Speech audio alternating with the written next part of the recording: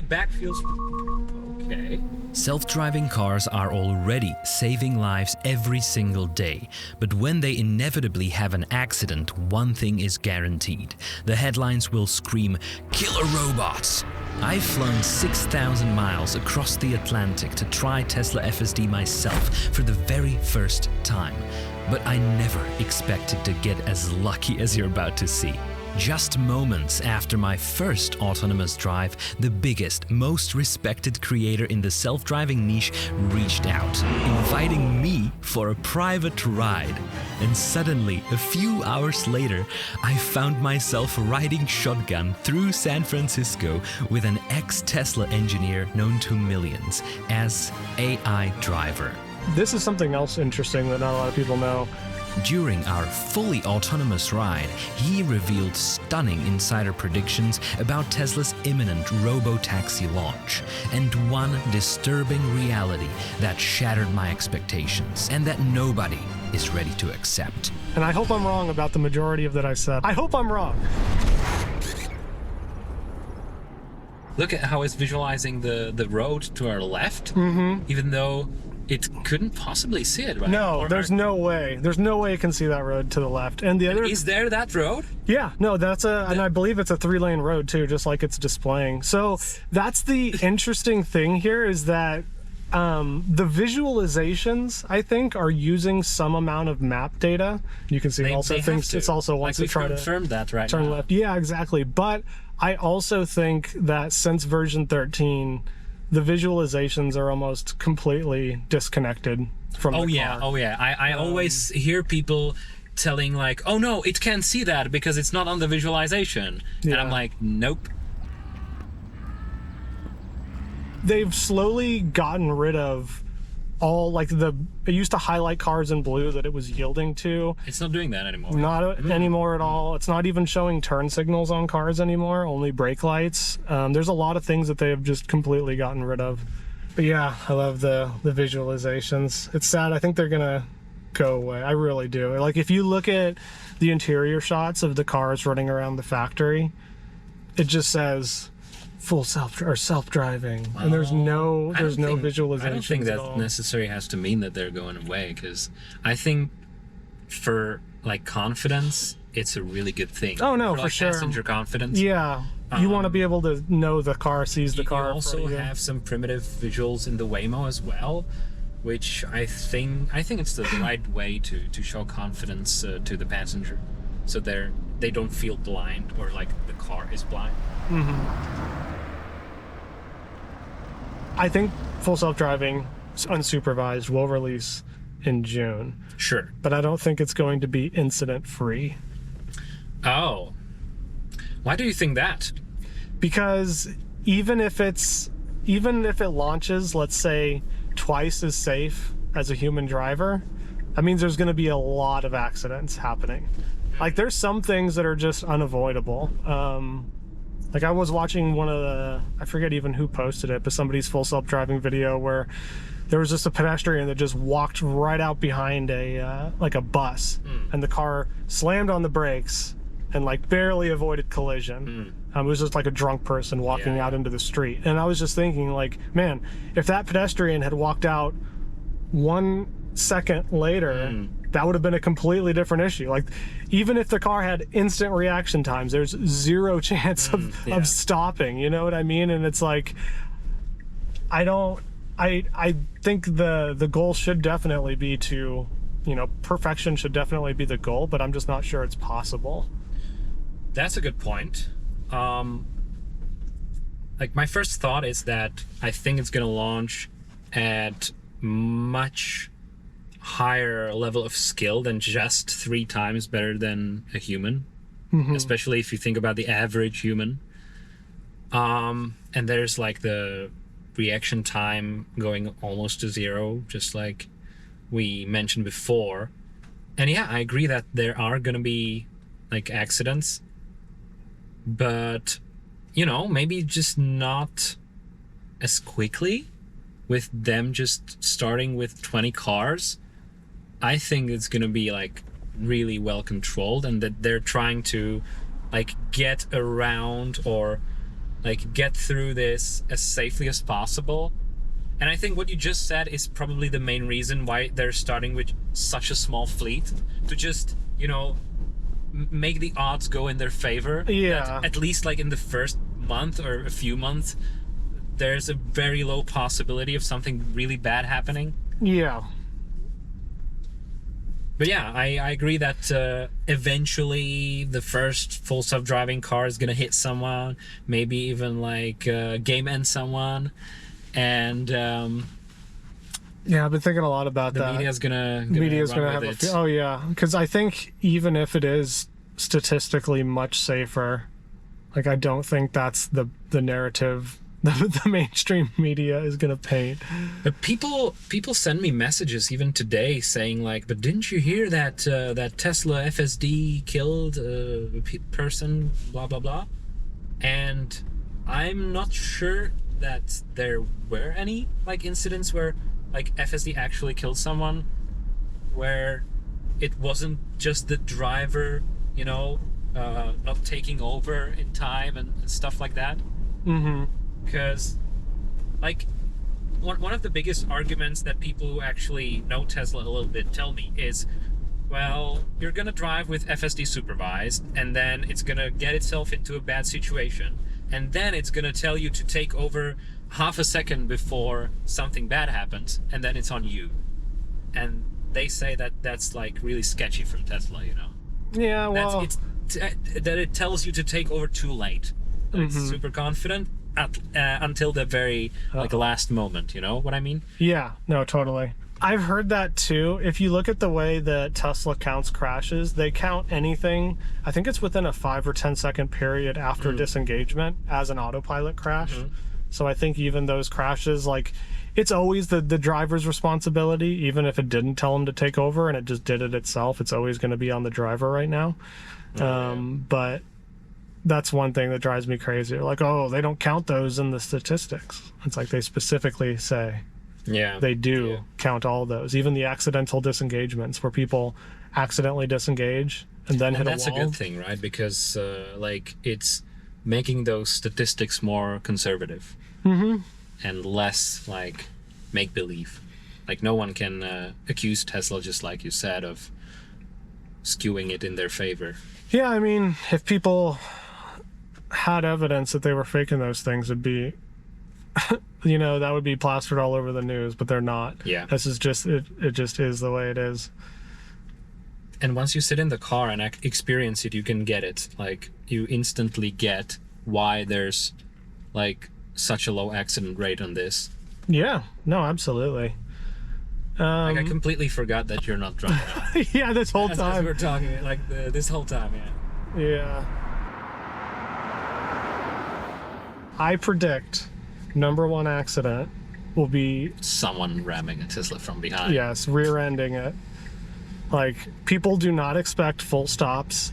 They don't expect it to, you know, like, and that's one reason why it's good that it behaves so human now. But there's some things that it's programmed to do by law that humans don't do, and it's technically the right thing to do, but it's also yeah, I noticed that, and I talked about that in my first FSD ride as well, and especially with how many stop signs there are in the US, like they're everywhere. Oh yeah, they're overused. This won't be a problem in Europe because we have so like few stop signs that, you know, you can roll through like every intersection with a yield sign or through every roundabout smoothly, and the FSD cars will have to stop much less in Europe than they have to in the US.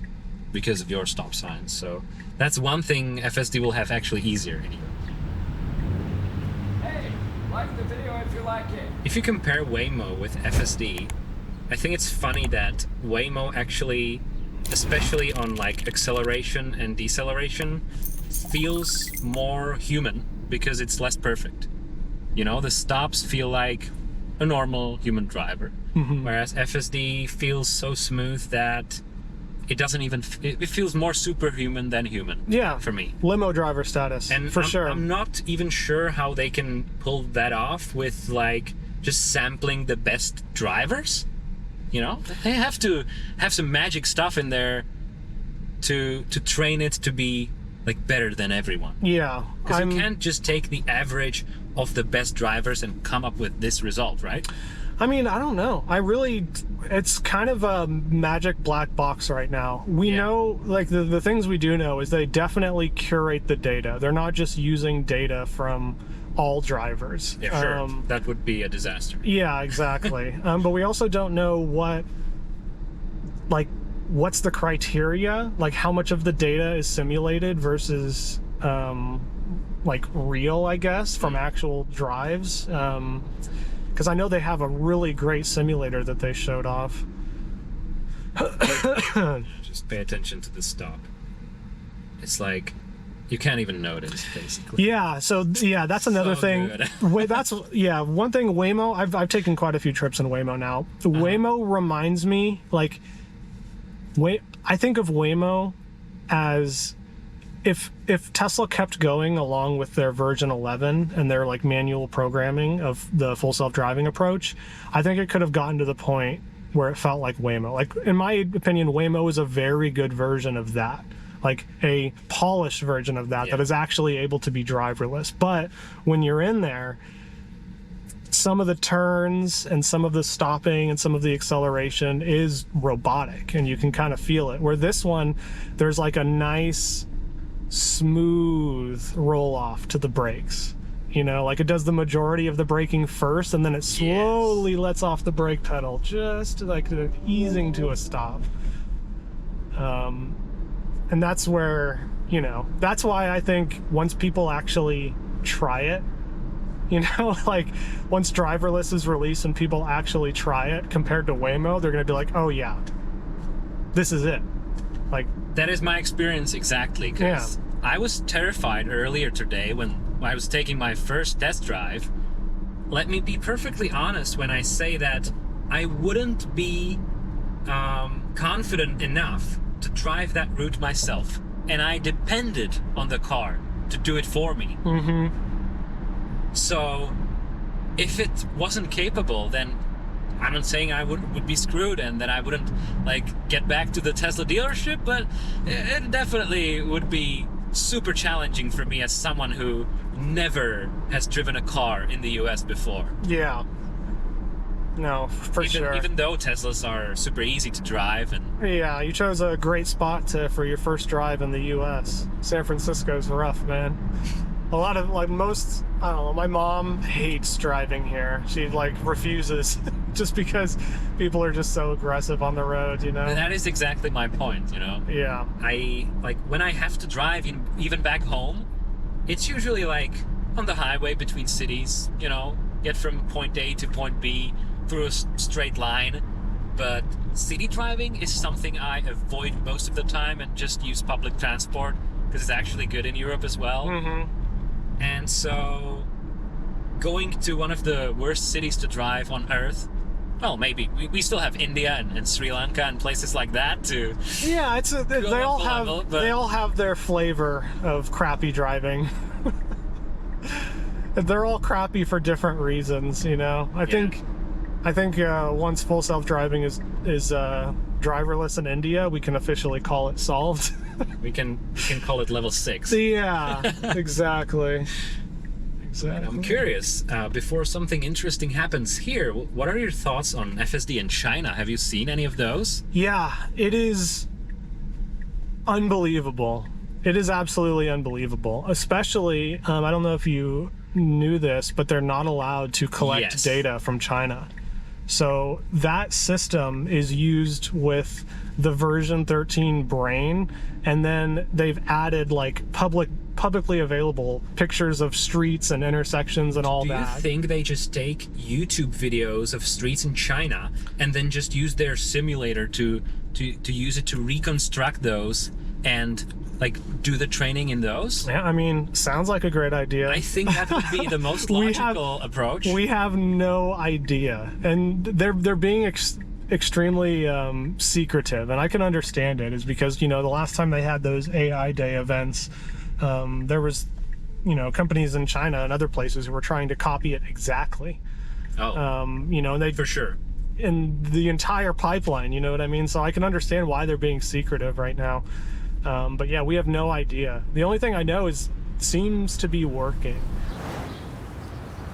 It's kind of interesting. I've been thinking a lot about this because I think they have two different versions of self-driving right now. Like we've heard them say they're going, balls to the wall. They're gonna launch in June. But I think what they're probably doing is training for the cars with the additional camera. They've already said that the car that's going to launch first is the new Model Y, and which is the only model they're selling right now that has a front bumper camera included, besides the Cybertruck, of course. But they can't, That's a different form factor. Yeah, Cybertruck performs noticeably worse than the 3 and the Y. I've heard right now. So, I think the reason it's Y only is because of that front bumper camera, and I think we might get an update to full self-driving soon, but I don't know if it's going to be the one that's deployed on the Robotaxi. That might be its own thing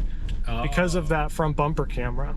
You know what I mean? Yes, but the new Model Ys might still get that one, right? Or do you think that... Maybe. But that's a really good... And then my car will be obsolete again.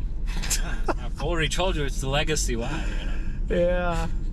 But that's a really good speculation that they're training for the 9 cameras and not the 8 right now, and that's why they put them on the Cybercab. That would make perfect sense, actually. Yeah, I also had that thought of maybe that's what hardware 5 is not brand new cameras in a completely different suite of hardware, but just a more beefy full self-driving computer plus that additional front camera, which allows for more training data. Because people argued a lot about whether it would scale correctly, like whether if you just keep feeding it data, if it would get better and better, because a lot of people say there's limitations when you do that. Seems like it does so far, right? Yeah, I mean, so far at least, everybody's been predicting they're going to hit a limit, and but every few months, at least until lately, they've been updating it, and it's like, man, it's getting considerably better with every single update. So it doesn't seem like they've hit that limit yet, but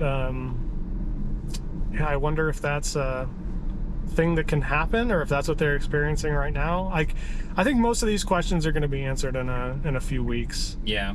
There's also like scaling in different ways, like the model size and also the camera resolution, for example, like all these things can improve, but I don't really think that, for example, increasing the camera resolution again would do that much of a difference now.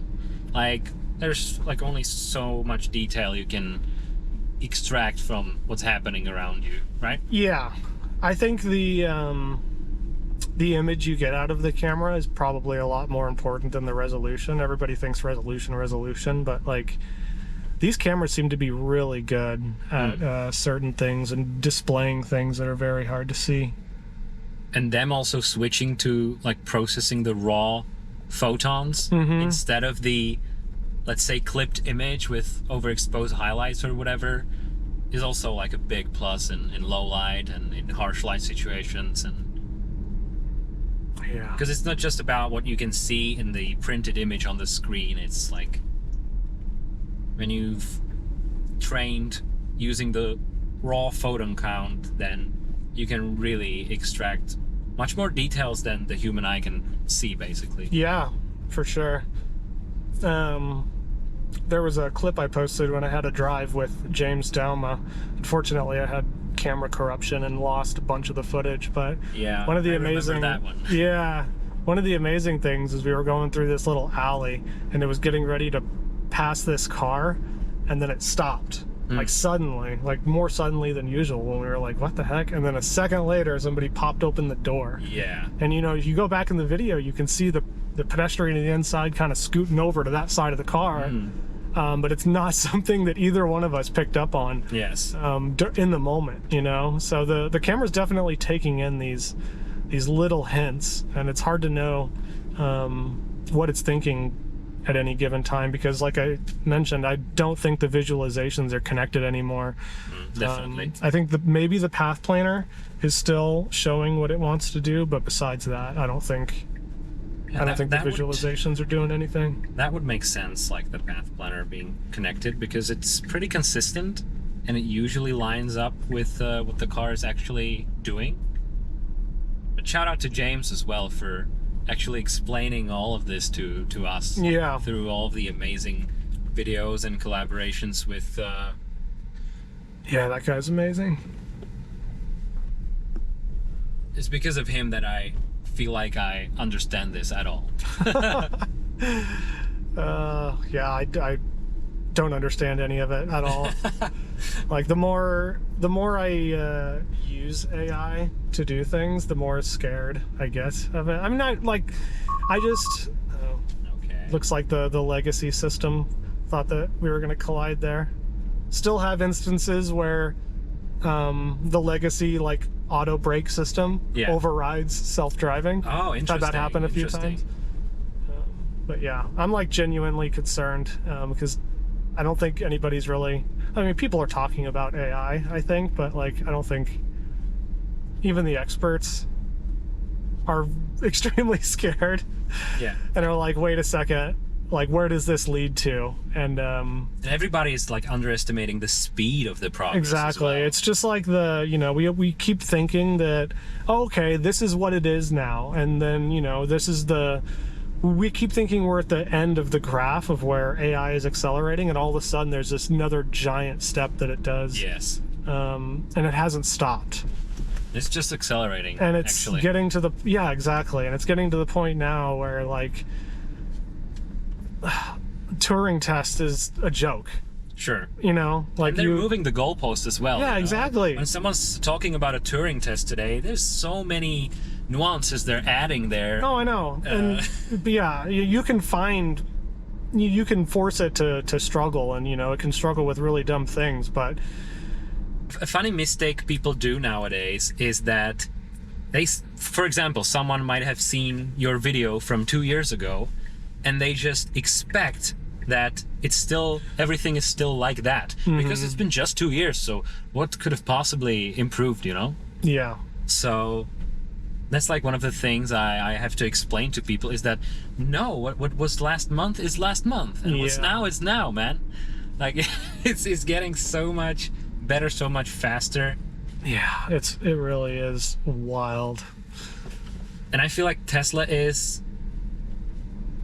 What I find super interesting about Tesla is that they can kind of apply the scaling of AI not just in the real world, but through hardware as well, Like, for example, their huge focus on manufacturing and the fact that they just might be able to print a couple million robotaxis a year a few years from now is just much more interesting to me than training a new version of ChatGPT to be smarter, Yeah.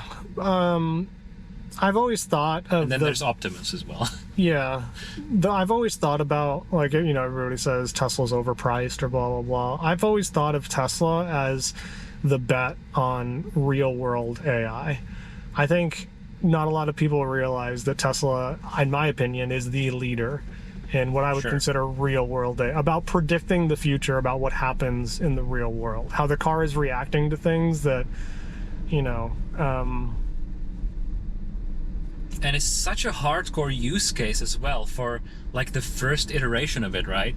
Because I've heard people say something that I agree with, that humanoid robots are much lower risk development platform than a car that just drives through the real world and can actually hurt people really easily. If anything goes wrong, it can hurt people inside the car, outside the car, and it has to be perfect before it's even released.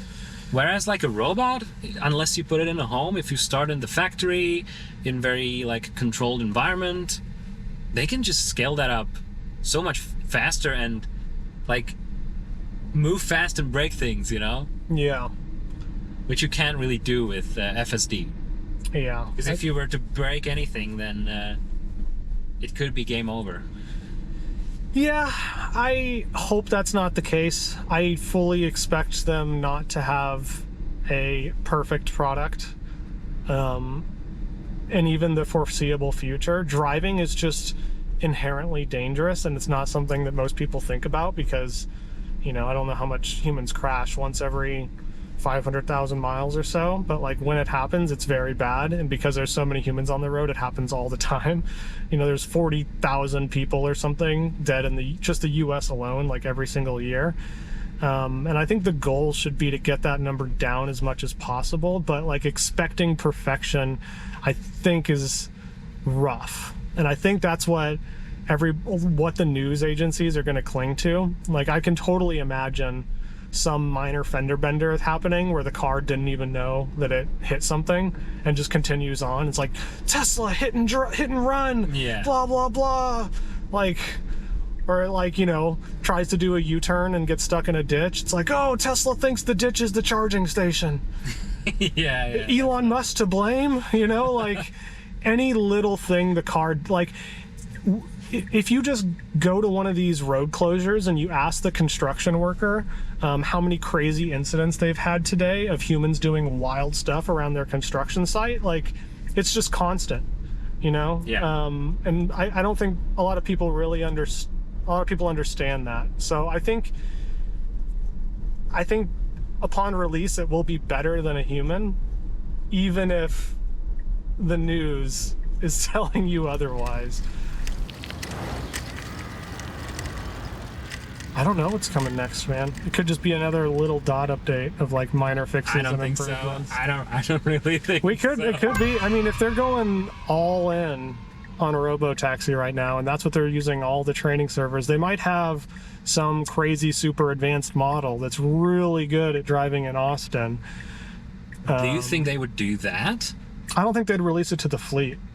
But do you think they would train a model that's somehow specific to Austin instead of just doing it the same way they have been doing since version 12? Well, I don't think that, for example, that the FSD version 13 dot blah blah blah that's running in China, even though the version number is the same, that guy should not be in that lane. Even though the version number might be the same, I don't think it's the same actual version of full self-driving. It's a tailored version. It probably has the version 13 base, It might be pre-trained, the hard part of the training, the pre-training is the longest one, and then it might be fine-tuned on Chinese. Yeah, exactly. They give it, I would say they would give it extra data or a layer of polish on top, because I think the AI is much like a human, where it's looking at these intersections like we do. Oh, okay, this is where the lane lines are, this is where the turn lanes are, this is blah, blah, blah, this is a crosswalk. And it's doing that, kind of by itself instead Internally. and instead of being programmed to stop oh, here's the line, here's this. Mm-hmm. So I think that if... Oh, it changed its... Oh, I thought we were... Okay, hold on. Somebody reversing down the street here. Okay, never mind. So sorry, I got sidetracked here. But I think if they've made a new base of full self-driving, like a version 14, I believe that base will be using the front camera. Sure, yeah. Which is why I don't think... I don't know... I could be completely wrong about this, but I don't think it would be easy just to release a version 14 that doesn't use the front camera. I think the cars that are getting those updates are going to have the front camera. So maybe Model Y is going to be the only one getting this crazy new full self-driving update that uses the front camera, and we're all just going to have to wait for a retrofit or something. Because I think even on this car, I think the full self-driving computer has an extra slot available to plug in a camera. Oh.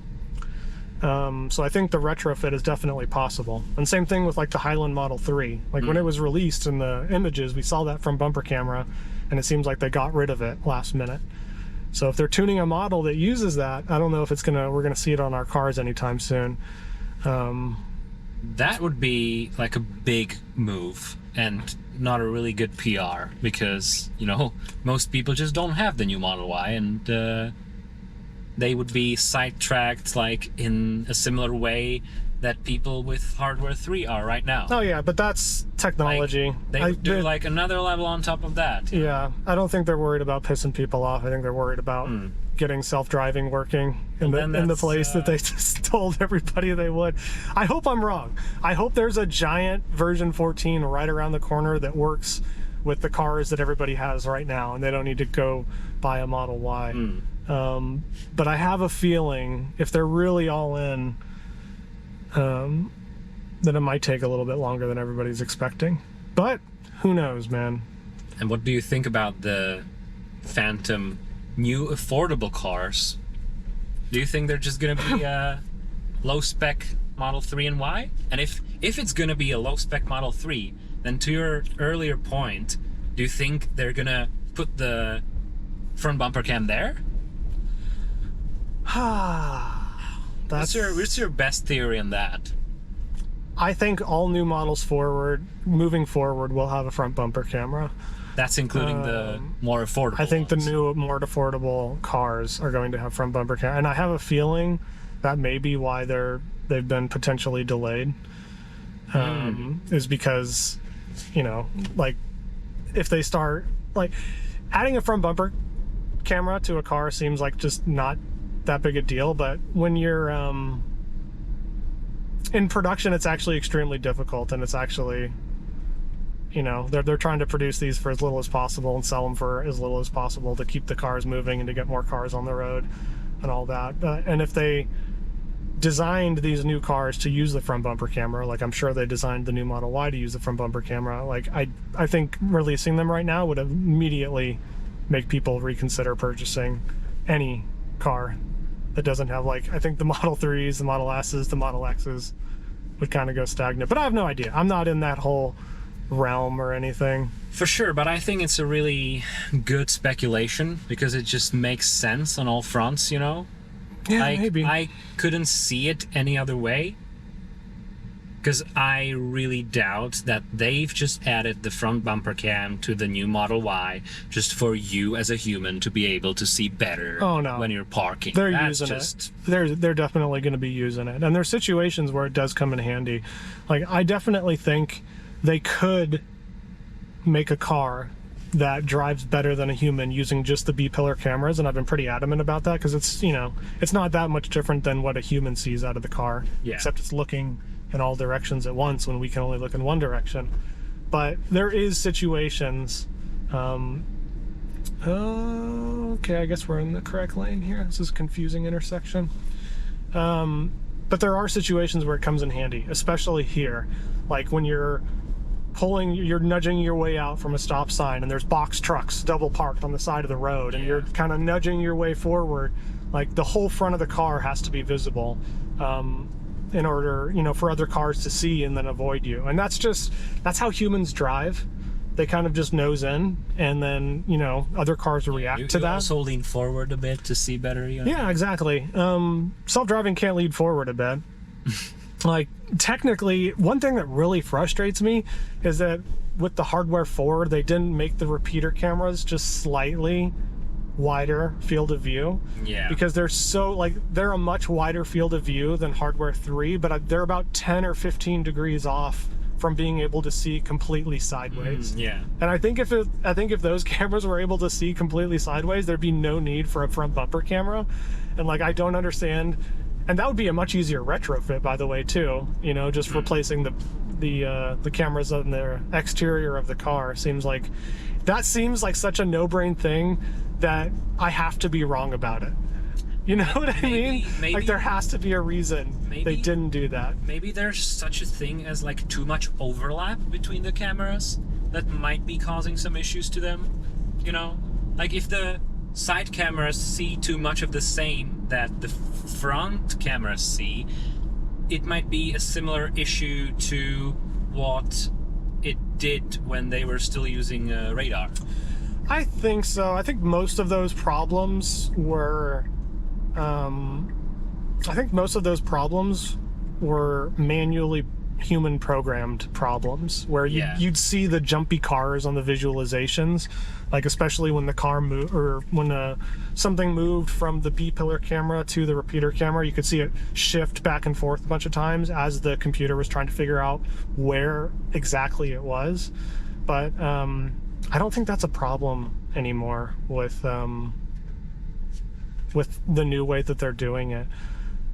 I really don't. I think that they could get away with doing that. I'm fully expecting them to develop a system that can be applied to any car where you can have cameras at different heights and it doesn't have to be absolutely perfect. Well, they definitely have to do that if they ever want to license FSD, right?